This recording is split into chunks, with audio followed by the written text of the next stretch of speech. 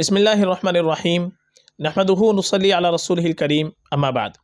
محترم ناظرین کرام، ایک صاحب ہے سعد خان، ان کا سوال ہے: السلام علیکم مفتی صاحب، آہل نیم رکھ سکتے ہیں، اس کا مطلب بتا دیں۔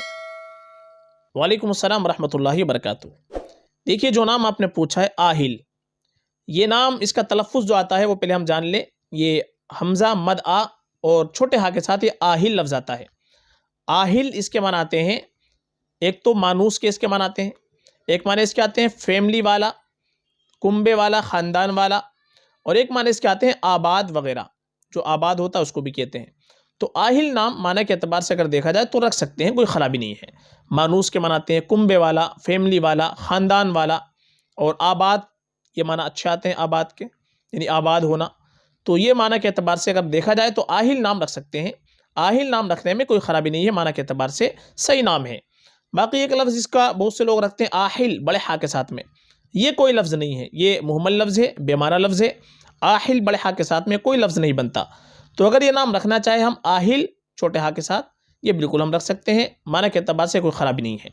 لیکن بہتر ہمارے لیے ہے کہ اپنے بچوں کا جب ہم نام رکھیں تو انبیاء کرام علیہ الصلوۃ والسلام کے ناموں پر نام رکھیں، یا تو جو نبی گزرے ہیں انبیاء ان کے ناموں پر، یا صحابہ رضی اللہ عنہم اجمعین کے ناموں پر نام رکھیں۔ جو صحابہ گزرے ہیں، نیک لوگ گزرے ہیں، بہت سے صحابہ کے بڑے خوبصورت خوبصورت نام آتے ہیں۔ ہم نے اس کے اوپر مستقل ویڈیو بنا رکھی ہے، صحابہ کے 100 نام، اس کی ویڈیو بنا رکھی ہے۔ اور اسی طریقے سے صحابہ کے 60 نام، 40 نام، یعنی الگ سے بنا رکھی ہے، جن کے معنی آتے ہیں، معنی کے اعتبار سے بنا رکھی ہے۔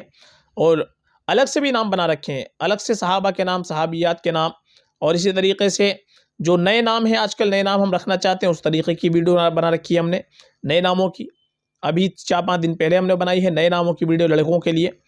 تو نام اگر آپ کو دیکھنے ہیں اچھے نام تو ہماری پلے لسٹ کے اندر جائے، وہاں پر آپ کو نام مل جائیں گے، ہر طرح کے صحابہ کے نام مل جائیں گے، صحابیات کے نام مل جائیں گے، جو نبیوں کے نام قرآن کریم کے اندر آئے ہیں ان کے نام آپ کو مل جائیں گے۔